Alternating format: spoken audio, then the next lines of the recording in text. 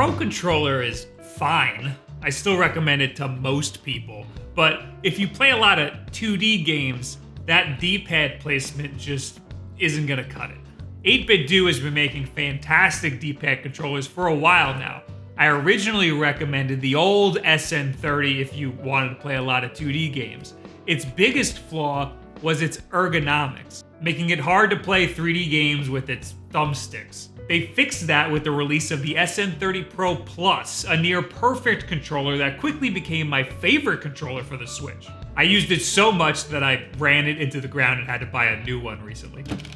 Almost 2 years later, they've finally released an updated version, simply called the 8BitDo Pro 2. Thank God, that name was starting to be a mouthful. This version adds a lot to the already fantastic Pro Controller alternative. If you were on the fence about getting one before, this one will for sure give you a couple of pretty good reasons to reconsider.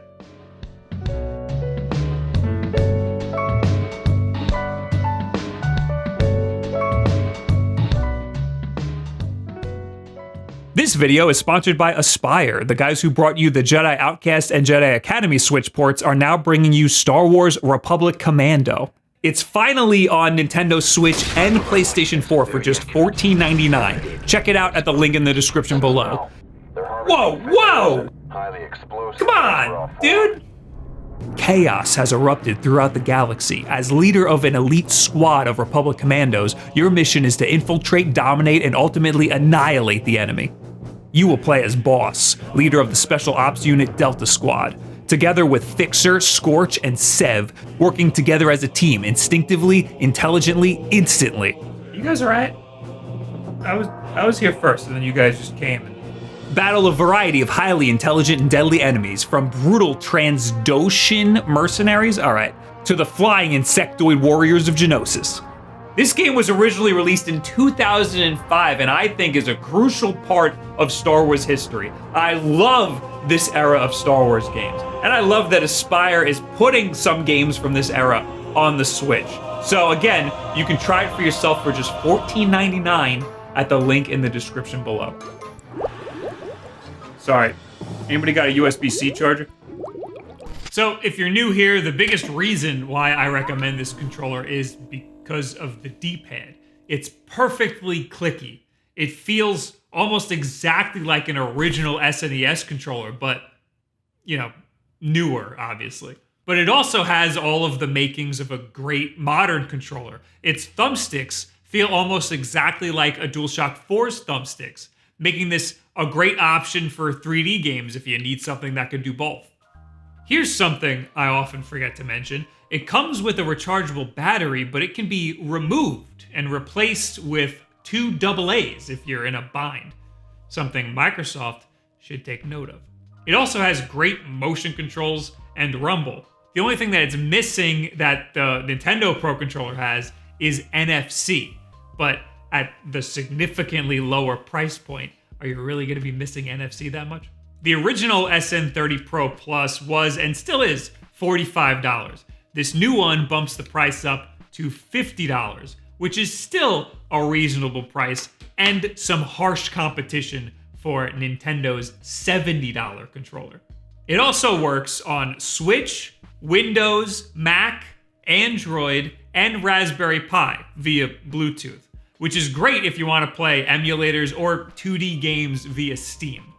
It's an all-around great controller, and I haven't even mentioned any of the new features yet. Everything that I've said is also available on the older $45 model. The Pro 2 sports 2 assignable back buttons. This is a very welcome addition and something I wish more controllers included. My only gripe here is that they're a little too easy to press. They're very large. It's very difficult to grip the controller without touching these buttons with your middle fingers. In an intense game of Mario Maker, I accidentally pressed these buttons many times. Luckily, by default, they're assigned to nothing, so pressing them did nothing at all. You can assign functions to these buttons using the brand new 8BitDo companion app. In fact, you can remap all of the buttons using the companion app. And there are 3 different assignable profiles that you can swap between on the fly. Technically, there's 4 because there's just a baseline default one, which is great for when you don't want to accidentally hit the back buttons. Pressing this button right here switches between the modes. There's off, 1, 2, and 3. In addition to remapping the buttons, this software also allows you to fix the stick's dead zones. It's also supposed to let you fix the trigger sensitivity, but I couldn't figure out how to do that in the app. I can only figure out how to do that on the desktop version. But I like having my trigger sensitivity set really high, so they're like hair triggers, because almost no Switch games register trigger sensitivity anyway. Upon further review, it seems that they disabled the trigger sensitivity tab for the Switch. So they got rid of trigger sensitivity entirely for the Switch, which is weird because there are games that could still use it. But if you go to Android or D-input or whatever, it shows the trigger sensitivity, which is very strange. You can also adjust vibration levels and, of course, macros, which go great with the new additional back buttons. Previously, I used to assign macros to the share button. Now, I don't have to. Unfortunately, the macro functionality still isn't very intuitive. You have to program it yourself in the app one button at a time. You can set the timings between button presses, but that's way harder to do than just inputting a macro yourself on the controller and having it record your inputs, something I've seen in a few other devices lately. I hope that 8BitDo can eventually update the Ultimate software and the Pro 2's firmware to have this sort of functionality, because right now the macro function is pretty much only useful for like fighting games. They did add the ability to use thumbstick inputs for macros, so if you have more patience than me, you can figure out some macros for Smash Brothers. What might be more useful is assigning a turbo button, which is useful for many games, namely Animal Crossing. I have a whole video on that if you're interested. The old Pro Plus had a turbo function, but with this new Pro 2, it might be worth it to assign one of the back buttons to enable the turbo function. You can also have the other back button assigned to hold, so it will hold down a button forever. So you can breeze through long menus or something. Another useful feature that was recently added, you can set the left stick to be swapped with the D-pad. This is useful for games like Link's Awakening, which should have D-pad support, but it doesn't. There's also an option to swap the right stick with the triggers. I think that's some fighting game shit. But my favorite part about this new mobile app is that it allows you to change your settings on the fly. You don't have to disconnect it from your Switch at all. You can have it connected to your Switch and the app at the same time. This is something that you could not do with the previous desktop app. This is huge for figuring out the timing of macros or finding out the right button mapping for yourself and immediately trying it out in the field. One of my least favorite things about wireless controllers like this is connecting it to the Switch. I often find myself just mashing over the button until it finally comes up. This controller alleviates some of that pain by adding a mode switch on the back. On the previous Pro Plus, you had to hold Start and Y to enter Switch mode. Windows, Android, and iOS all had different corresponding face buttons. You expect me to remember all those? There was also no indication what mode you were currently in. Now, it's as easy as just flipping the switch. You have Nintendo Switch, Apple, D input, and X input. X input is for Windows and Android. D input is for like old I don't know, it's just probably don't worry about it. Other than all of that, the only other real difference is its enhanced grip, which is really just a textured back, similar to the textured back of the new DualSense controller.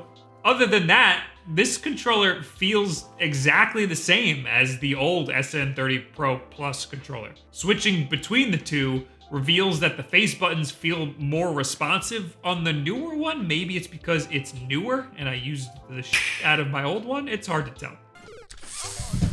Fine! Hit the button, dude. I think this controller... You know, I'll try the top ones. The buttons, the build quality, everything feels the same. The Pro 2 comes in gray, black, and GB edition. I pre-ordered myself the Game Boy looking one, so I'll be getting that one when it eventually comes out. But 8BitDo sent me their Gray Edition one, which looks like it's attempting to resemble a PlayStation 1 controller. It's an okay design. The A, B, X, Y buttons colored like PlayStation buttons is like unsettling. It's like a sin. The strongest design that they have is definitely the Game Boy looking one.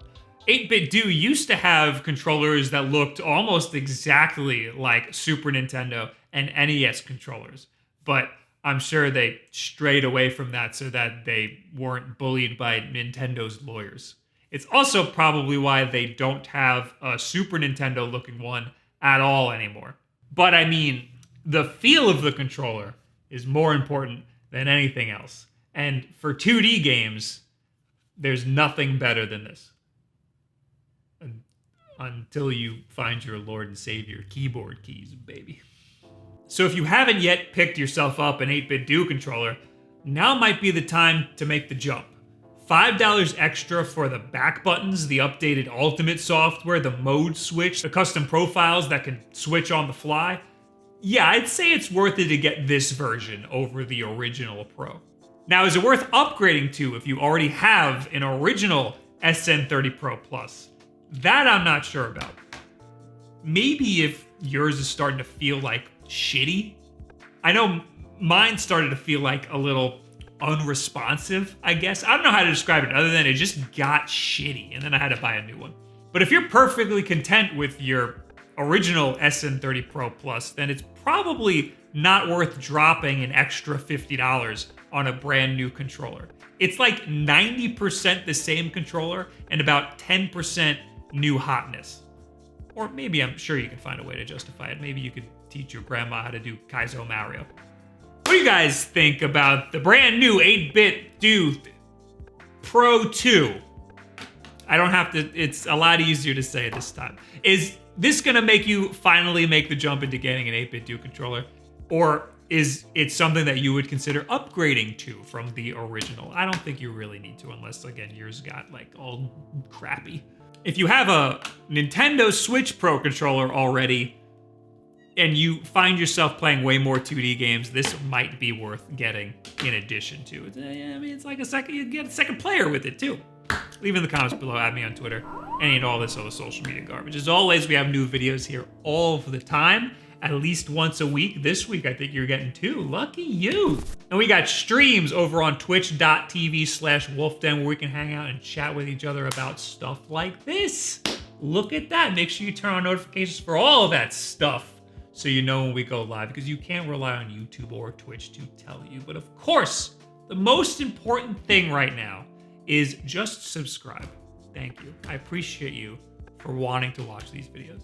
And share this video with a friend who maybe hasn't gotten one of these controllers yet and is still stuck with the friggin' regular old Pro controller. Or maybe they're using the friggin' split Joy-Cons like a real degenerate. Thank you. Have a good week.